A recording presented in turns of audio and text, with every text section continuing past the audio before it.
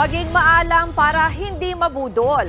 Nababahala ngayon ang mga netizen matapos mag-viral ang sinapit ng customer ng isang online delivery service. Ang mamahaling padala kasi ng biktima, ninakaw ng rider.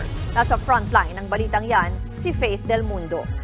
Meron po kasi ako anxiety. So, parang first night po, napag-inipan ko yung nangyari. Na-out of focus po ako sa work. Bigla na lang po ako matutulala. Hindi makapaniwala ang 25 anyos na babaeng ito matapos tangayin ng binuk niyang rider ng isang delivery service ang nirentahan niyang mamahaling video camera. Nakunan pa sa CCTV nang iabot niya ang item sa rider para ipadala na sana pabalik sa may-ari. Kampante pa siya dahil sa mismong mobile app siya nag-book. Yun nga lang, Nung tinry po namin kontakin yung rider that night, unreachable po yung number. Nagpanic na po ako na hindi ko na po kung anong gagawin ko. dahil hindi na isauli ang kamera sa nirentahan nila, napilitang magbayad ang biktima ng 20,000 piso. Labis ang panghihinayang niya, lalo't kapital pa naman sana nila ang pera sa itatayong negosyo.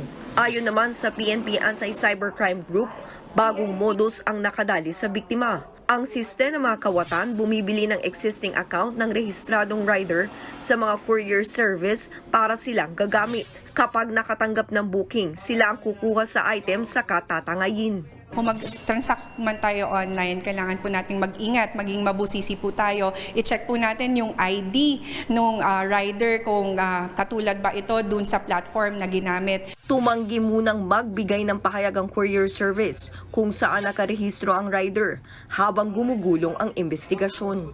Tinutugis naman ng mga otoridad ang magnanakaw na rider. Maharap siya sa kasong swindling estafa in relation to cybercrime law. Nagbabalita mula sa Frontline, Faith Del Mundo, News 5. Mga kapatid, ako po si Ruth Cabal. Maging maalam at may pakialam sa mga may init at rumaratsyadang balita sa Frontline Express.